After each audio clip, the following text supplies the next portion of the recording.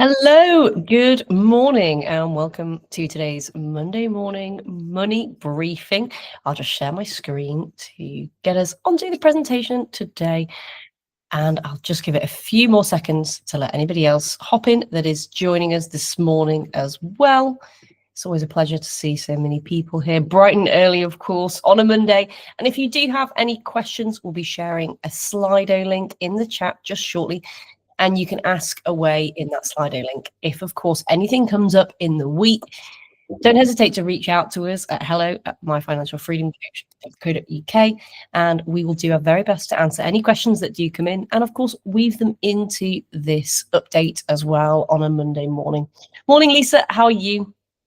Morning, doing well, thank you. How are you doing? Yeah, very good, thank you. I was just saying anybody can ask questions. We'll be sharing a Slido link just shortly. And of course, this is recorded as well. And we do normally distribute the recording. So keep an eye out for that in case there's anything that you want to come back to. If you do miss anything, we can always do that too. So without further ado, I'll kick off with this morning's money briefing, where we're breaking down some of the key headlines from last week to translate them into what that means for you, your money, and your investments. So welcome if you're new. What that usually looks like when we come down to an agenda is that we go into one step to financial freedom before looking at what's happened in the UK, over the pond in the US, checking out a bit of a read of the week, the rest of the world, and Europe. Europe first, and then the rest of the world. But first, let's take a look at one thing that we have done to get us a little bit closer as the founders here of Financial Freedom Coaching to financial freedom last week. Lisa, I'll kick off with you. How did it look last week? Yes, so mine this week is kind of simple, but I think one that is quite relevant to everybody who celebrates Christmas. So I've been looking at my budget for Christmas presents recently. Now, I want to be very organized this year. So I've been looking at how much money I want to spend, what presents I sort of need to buy, and really kind of like then trying to fit in the presents that I want to buy into the budget as well. So that's what I've been up to over the last week financially. Excellent. Very topical, I think. Very much seasonal, and I'm sure it'll be something that a lot of people are thinking about as well. For me, the one thing that I have done to get me a little bit closer is that we are in the midst of some renovations at the moment. It's not very seasonal. In fact, probably shouldn't be done in this weather, but it's on the property that we own, and we won't be here forever. So it's certainly about thinking ahead and how that can add value as well, which often means doing a lot of it by yourself. I'm very lucky that I have a handy husband, so he has been working hard on the renovations that we've been focused on. I think that's the one thing I've done to get me a little bit closer to financial freedom. I don't believe that we've got Victoria with us quite yet, so I'll keep moving on to the indexes, and maybe we can hear from her at the end as to what she has been up to as well. So markets, let's take a look, and I'll try and make it as jolly as possible because those red numbers don't necessarily make it look superbly happy. So the FTSE 100, the measure of the 100 biggest companies in the UK, was down last week by 1.64%. The S&P 500, so the measure of the 500 biggest companies in the US, also ended the week down by a very similar figure. It's just a coincidence though. And it ended the week down by 1.65%. The NASDAQ, which is the tech index, came in at just up by a whisker. It's had a rocky old week, which we'll come on to talk about, but it finished the week up by 0.5%. And the Euro Stoxx 50 had a pretty lousy week. The Euro Stoxx 50 is a measure of the 50 biggest companies in the Eurozone, and it ended the week down by 3.11%. So these might seem a little bit alarming when they come to figures. Certainly the red that they appear in, apart from the NASDAQ, not necessarily the most pleasing of scenes. And you may well have seen the same pan out in your investments in this last week. But you can use these as research points as well. Sometimes it is useful to get a feel for how much major markets do move, particularly if you're new to investing. It can be helpful to understand how much of a movement you can expect and the sort of levels of volatility that may well take place. So use these as a research point, as I say, for what has happened, not just this year, but also in previous years, some of those max highs and lows within a week, and therefore what you can help to expect. It's something that's good to do with all investments. We just call it looking at the volatility, so the ups and downs. But what you then generally get a feel for is that more volatile investments will move more, but you might want to know by how much so that then you can anticipate that as well. So on to then what has happened in the UK, where this week will bring an end to all of the speculation around the upcoming autumn budget, because we will actually see it take place on Wednesday at around 12:30. So the autumn budget, for anybody that's unaware, hasn't been attending these in the last few weeks, is where the Chancellor, Rachel Reeves, will announce the budget for the UK. Now, it is particularly important because it's essentially the government's budget, so them looking at their incomings and outgoings and trying to balance the books, which we all know can be a little bit tricky, particularly at this time of year, not least of which when you're a government and you're doing it for a whole country. And this budget is rumoured to be a tough one as well, because what is likely to happen is that taxes do need to go up, which is rarely popular, but it's also not really in line with Rachel Reeves's party, the Labour Party, and what their manifesto has been, notably around not raising taxes. But they have to balance the budget, and it looks like from all the rumours that we're seeing, that is likely what is going to happen. The latest rumour that came out last week was around salary sacrifice pension perks. Now, this is when you put more money essentially into your salary rather than earning it. It can be a neat way to keep your tax levels lower, particularly if you're on a tax threshold. So if you're a higher earner, or if you're set to be an if you're a basic rate but on the cusp of higher earning, and if you're a higher earner on the cusp of 100k, or indeed additional rate tax layers, then paying into a pension via salary sacrifice can be a neat way to keep your tax levels a little bit lower. But what they're saying is that this isn't ideal from a government perspective, because they of course want more tax revenues, but actually then therefore they'd be looking to hopefully stop this with a budget. How they do that from a practical perspective, I'm not entirely sure. It would be a certainly tricky one to police, because whilst many people set it up with their employers, it's not an official thing. It's not an official loophole that could be easily stopped, but they reckon it could raise billions in their overall taxation bill, and therefore potentially also boost their overall budget. Now, of course, the downsides are it could increase business costs, and it could potentially reduce workers' retirement contributions, because if the incentive not to salary sacrifice is there, if it's gone, then the incentive to put more into your pension also diminishes. So it's not necessarily one that I believe that they'll go through with, but it's certainly been on the rumour mill. And it's come in a week as well where this hasn't been necessarily superbly well received. Lower pension incentives may shrink take-home pay as well, but also weaken consumer spending. And it could further undermine sentiment generally, despite the good news last week that inflation fell in the UK. Inflation was back down to 3.6%, which is good news because it had crept up to 3.8%. And that's not a level that many people, the Chancellor and other economists included, wanted.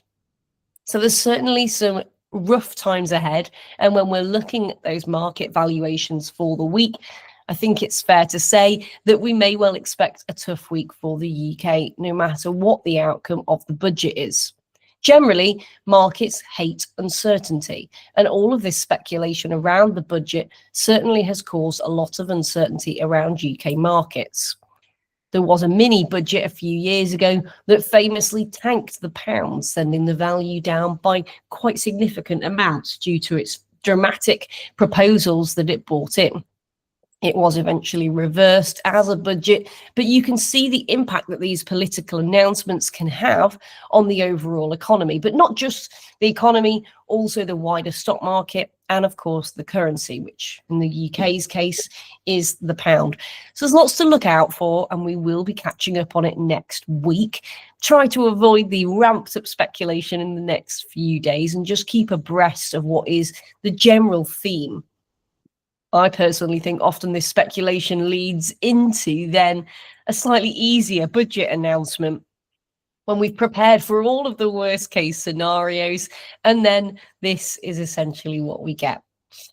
So on to then over the pond in the US, where Nvidia's earnings report was hotly awaited. I think it's fair to say it's almost one that is the most awaited for the quarter.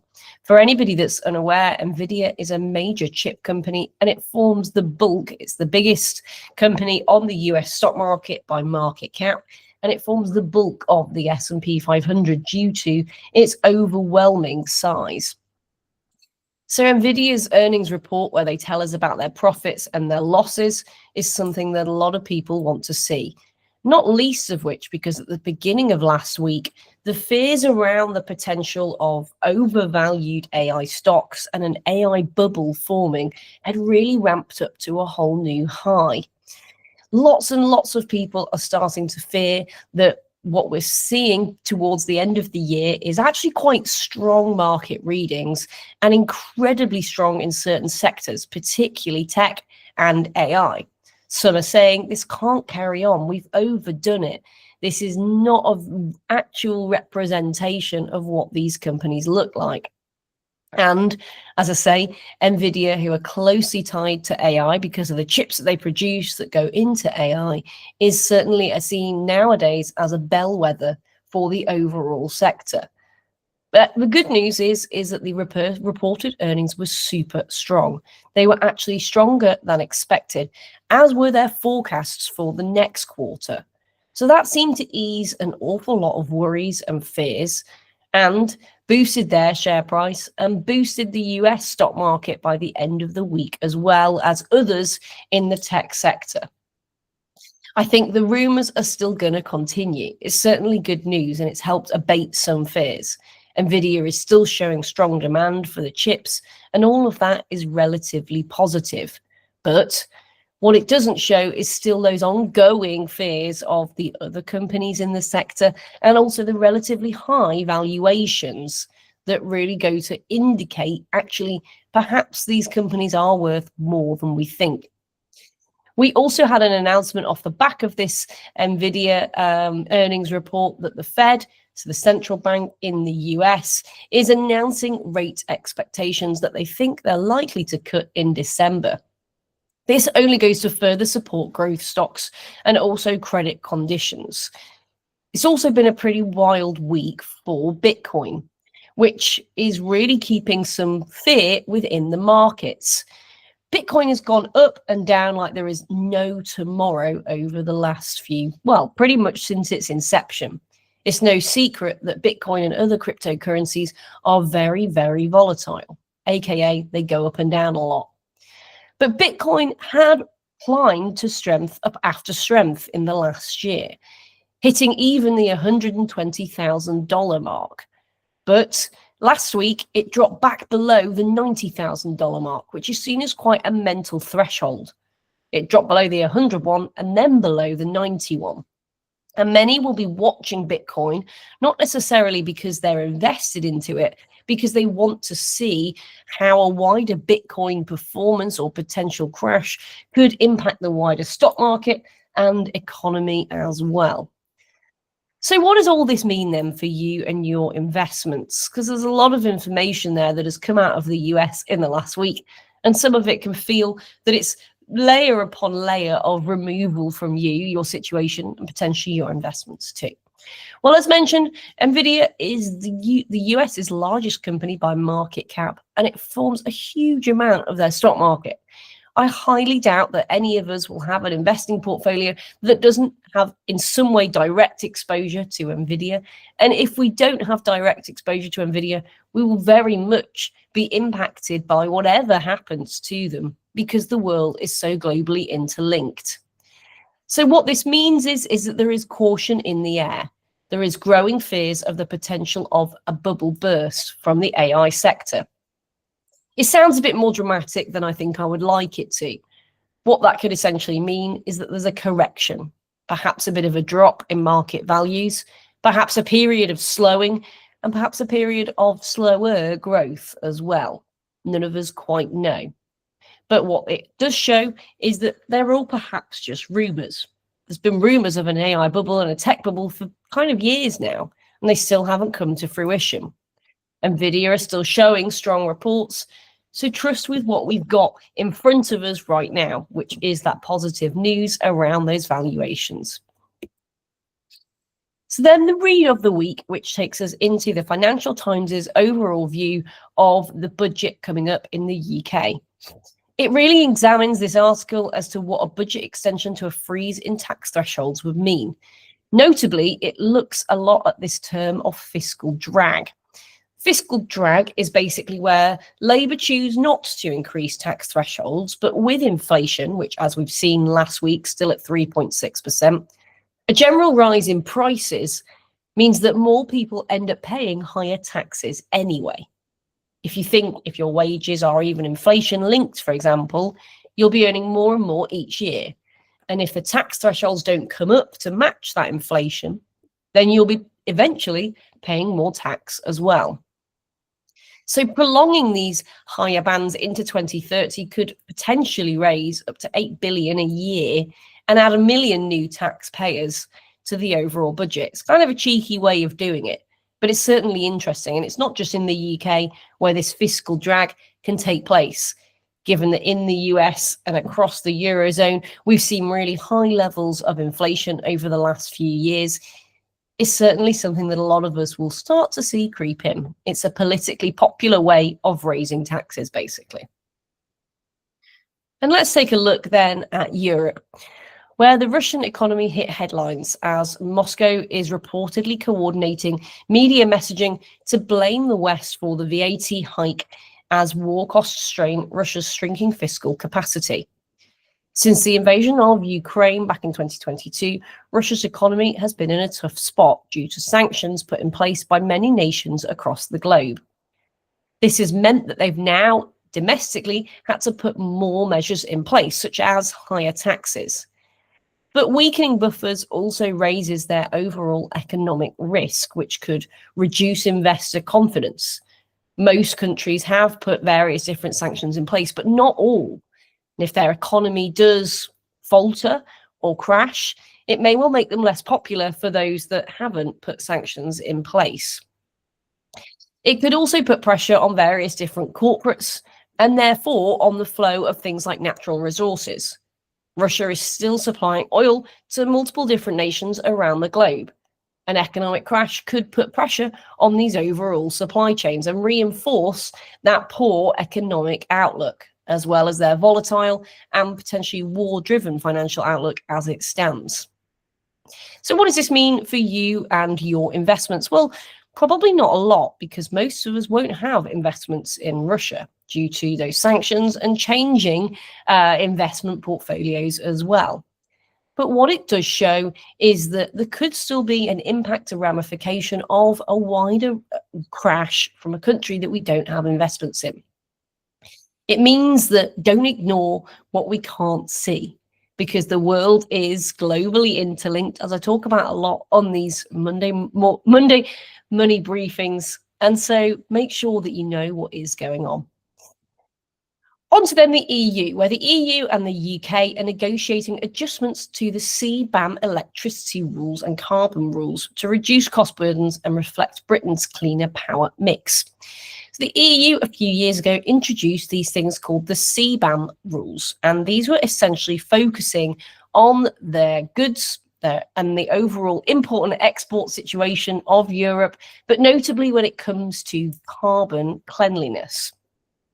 So these CBAM rules really look at the declaration around how clean, in the simplistic form I can do for a Monday morning, how clean a certain product is. It's to try and make sure that when there are rules in place on European producers, that they don't lose out to cheaper, potentially offshore or different countries' rules of production because they don't have as many carbon or climate-focused incentives in place.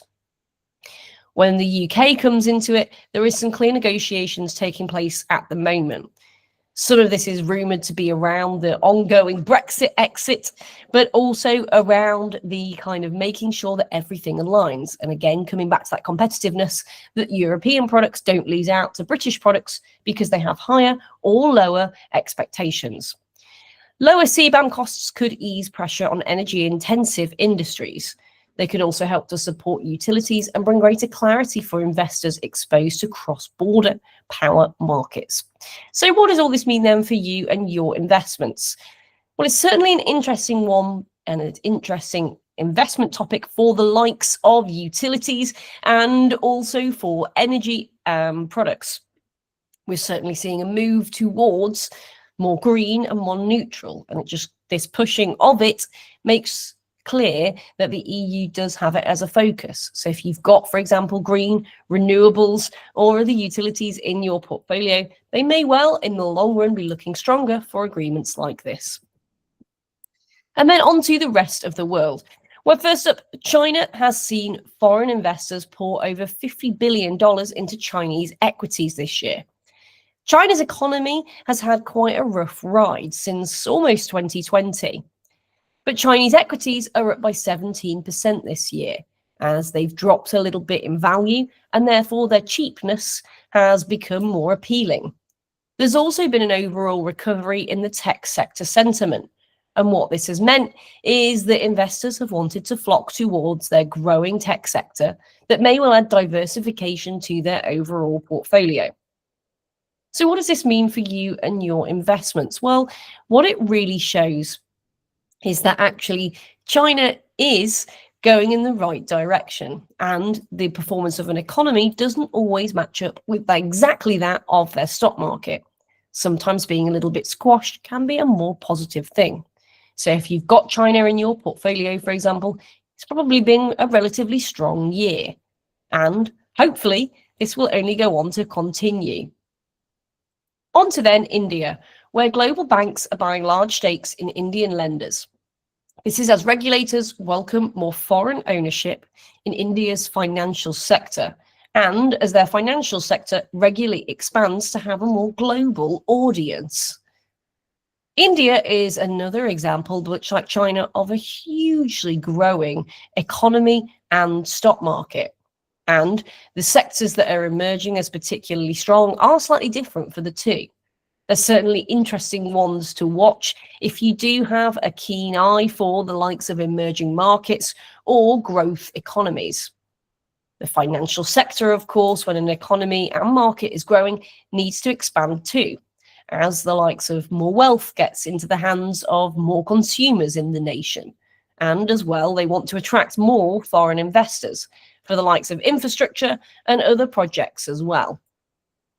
So what does this mean for you and your investments? Well, what this means is that it's another view on a different sector. If you do have direct exposure to India, then, as I say, it's firmly seen in the category of emerging and now growing market. We expect it to perform relatively well, particularly in comparison to the likes of the UK, the US, and Europe, because it is still growing. And as different sectors like this pop up, it only goes to help their overall growth views. And last but not least, on to COP30, where we've seen ongoing talks from many major nations in the last week take place around climate change. Countries have agreed a softer COP30 deal without a fossil fuel phase out, but they have agreed to boost their adaptation finance, which preserves their global climate cooperation. There's a lot to unpick within the COP meeting. And of course, as I say, a lot of nations attend, and there's therefore a lot of personalities, ideas, and ultimately different countries and different economies and different ways in which they perform. That means that everyone has got their own agenda. Fortunately or unfortunately, that agenda often focuses on economic growth and financials. This usually results in the likes of COP30 coming out with lower carbon targets than many would perhaps hope or expect. We'll look again at COP30 in the coming weeks, particularly how some of these ongoing decisions will impact wider sectors. For the moment, it's relatively positive, it's certainly not negative, on a more renewable energy front. So if you've got a sustainable aspect to your portfolio, for example, it may well have had a more positive week. It'll just depend on which sectors you're particularly focusing on and how the longer term effects really impact them. So we'll move now into the Q&A. Do feel free to ask anything that you've got into that Slido link. And as I say, if anything does pop up in the week, just drop us an email. We love to hear from you. Lisa, have any questions come into that Slido link? Yes, they have. They have. Just before I go into this as well, I just wanted to say that we've got just our very last few tickets left for Thursday. So if you did want to come, there's the link in the chat now as well. Or if you know anyone else who'd like to come, that would be amazing if you can share it. Okay, on the questions, we have a couple at the moment, sorry, but as you know, more can always come in. So the first one is UK related, and it's asking, is there anything we can do before the budget, or do we just have to wait and see what happens? Yeah, it's a really good question. And I think for me, it's all about waiting and seeing what happens. Making knee-jerk reactions on speculation rarely proves to be a good strategy because we just don't know what's going to happen. So try wherever possible to hold off from making big decisions and go in armed with the knowledge on Thursday when we do know what's going to happen. Amazing, thank you. And then the second question is, both green energy and India ETFs at the moment are showing low growth. I was about to sell them as it doesn't seem to be a good performance. How long would you hold something? Yeah, that's a good question. And some of that will depend on, for example, when you invested into them as to why they're showing low growth, how long you've held them for, because normally we say with investing, you need at least a minimum time horizon of 5 years. So anything less than that, and you haven't necessarily given them the opportunity to do their own growing as well. And it will, of course, depend on what else you've got in your portfolio. I would expect both India and green energy to be part of a much broader and diverse portfolio because both of them I'd still see as relatively volatile and higher risk. So when we look at it from an overall portfolio perspective, I think that can help to frame as well what they're kind of looking like and what their performance might well be into the future with that long-term view in mind. Amazing. Thank you so much, Zoe. And this last one is kind of a follow-up from me on this one, on something that I think is quite interesting. So it seems to me in this COP meeting, and, you know, with some of the other sort of world events, that we've sort of moved away a little bit, at least from this kind of very strong view of let's move towards renewable energy as soon as possible, right? And now obviously somebody's just been asking about their green energy ETF. What do we think kind of more roughly on the future of that sector generally? Do we feel like it's regressing a bit? I know it's a difficult one, but just to get some of your views, that would be fantastic. Yeah, it's definitely a tough one, but for me, it's a relatively clear answer, and it's unfortunate from a planet perspective, but I think it's where we're currently at, which is that at the moment we've got Trump in office in the US. It's no secret that he does not like the climate agenda. In fact, he openly denies it. And this is massively hurting the vast majority of countries across the globe and the vast majority of companies that are focused on green energy, because he has such a strong influence when it comes to politics, when we're looking at COP, for example, but also what happens to these companies.